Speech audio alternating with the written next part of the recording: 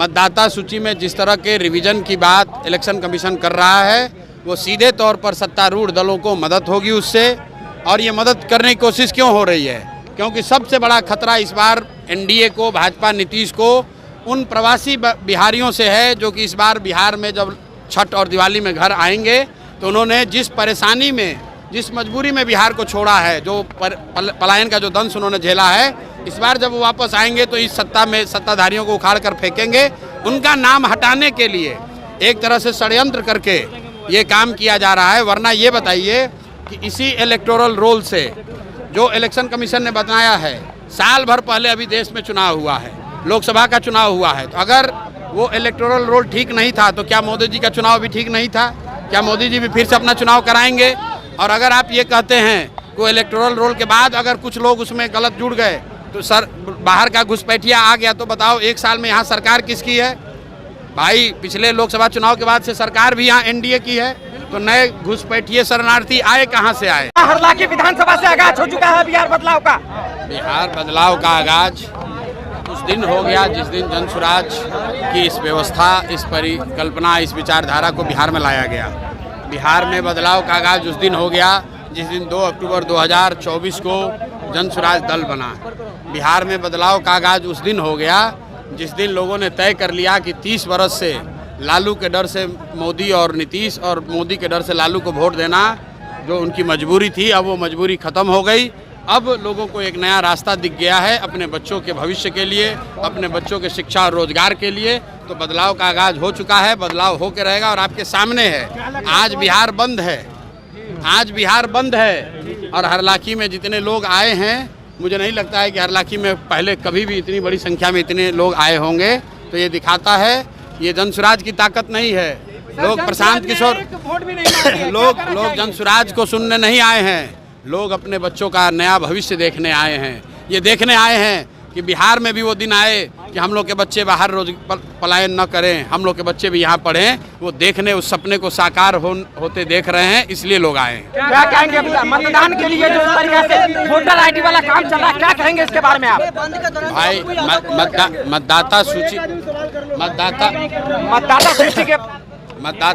मतदाता सूची को लेकर जन स्वराज ने, मैंने बिल्कुल स्टांस क्लियर किया है। मतदाता सूची में जिस तरह के रिवीजन की बात इलेक्शन कमीशन कर रहा है वो सीधे तौर पर सत्तारूढ़ दलों को मदद होगी उससे। और ये मदद करने की कोशिश क्यों हो रही है? क्योंकि सबसे बड़ा खतरा इस बार एनडीए को, भाजपा नीतीश को उन प्रवासी बिहारियों से है जो कि इस बार बिहार में जब छठ और दिवाली में घर आएंगे तो उन्होंने जिस परेशानी में, जिस मजबूरी में बिहार को छोड़ा है, जो पलायन का जो दंश उन्होंने झेला है, इस बार जब वो वापस आएंगे तो इस सत्ता में सत्ताधारियों को उखाड़ कर फेंकेंगे। उनका नाम हटाने के लिए एक तरह से षड्यंत्र करके ये काम किया जा रहा है। वरना ये बताइए कि इसी इलेक्टोरल रोल से जो इलेक्शन कमीशन ने बताया है, साल भर पहले अभी देश में चुनाव हुआ है, लोकसभा का चुनाव हुआ है, तो अगर वो इलेक्टोरल रोल ठीक नहीं था तो क्या मोदी जी का चुनाव भी ठीक नहीं था? क्या मोदी जी भी फिर से अपना चुनाव कराएंगे? और अगर आप ये कहते हैं कि इलेक्टोरल रोल के बाद अगर कुछ लोग उसमें गलत जुड़ गए तो सर बाहर का घुसपैठिया आ गया, तो बताओ एक साल में यहाँ सरकार किसकी है? भाई पिछले लोकसभा चुनाव के बाद से सरकार भी यहाँ एनडीए की है, तो नए घुसपैठिए शरणार्थी आए कहाँ से आए? खेमका जी के मर्डर के बाद क्या कहेंगे, बिहार में जंगल राज है या मंगल राज? बिहार में खेमका जी के मर्डर की जरूरत नहीं है। अरे भाई, बिहार में प्रशांत किशोर जन स्वराज 243 सीट लड़ रहे हैं, उसमें जदयू हो कि भाजपा हो, लालटेन हो या दूसरे कोई दल हो। आप कभी सभा में थे, हमने क्या पूछा लोगों से कि लालू नीतीश अगर नहीं चाहिए तो लालटेन चाहिए, तो लोगों ने क्या कहा? एक आदमी ने भी कहा कि नहीं, लालटेन नहीं चाहिए।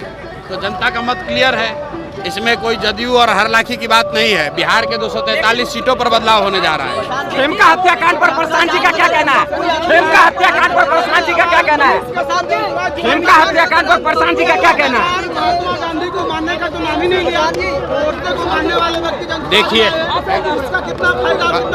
सुनिए, पहली बात कि गंगा में बहुत सारी नदियां आकर मिलती हैं, उससे गंगा का कैरेक्टर नहीं बदलता है। दूसरी बात, वो तो जन स्वराज वो गंगा है जिसमें हर तरह के लोग आएंगे और उनका भी शुद्धिकरण हो जाएगा। वो तो आपको बोल रहे हैं कि प्रशांत किशोर आप पहले आपस में फैसला कर लो कौन सवाल पूछेगा। बिजनेसमैन है, वो एक व्यापारी है। सुनो मेरी बात, ऐसा है कि आप प्रशांत किशोर को बिहार में सैकड़ों लोगों ने गाली दिया है, सैकड़ों लोगों ने कहा कि ये बिजनेसमैन है, लेकिन अगर लोगों का विश्वास जीतना है तो सत्य की एक अपनी ताकत है। मैंने 3 साल में जो काम किया है और लोग उसको देख रहे हैं और परख रहे हैं। किसी के बयानबाजी की और किसी के सर्टिफिकेट की जरूरत नहीं है, कोई दिक्कत नहीं है, बिल्कुल कोई दिक्कत नहीं है। अगर आप बिहार के लिए अच्छा सोचते हैं तो आप प्रशांत किशोर को गाली देने के बाद भी आकर जुड़ सकते हैं, काम कर सकते हैं। अभी तो दिलीप जायसवाल का, अभी सुनो यार, दिलीप जायसवाल का अभी पोल खुलना शुरू हुआ है, अभी पहली किस्त जारी किए हैं, अभी अगला, अभी मुंह बंद हो गया, अब अभी नहीं खोलेंगे मुंह तो फिर दूसरा किस्त जारी करेंगे। आप बताइए, रुको यार, चाल चरित्र चेहरा की बात करने वाली भाजपा, उसका अध्यक्ष दिलीप जायसवाल, उसने सरेआम 25 साल से एक मेडिकल कॉलेज कब्जा कर रखा है, उन पर मर्डर जैसे संगीन अपराध का उन पर आरोप है और भाजपा ने उनको अध्यक्ष बना रखा है। और उस भाजपा से आप और हम अपेक्षा करते हैं कि वो बिहार को सुधार देंगे, क्राइम को कंट्रोल करेंगे। अगर आपका अध्यक्ष ही इस तरह की चरित्र का है तो आप क्राइम कंट्रोल क्या कीजिए।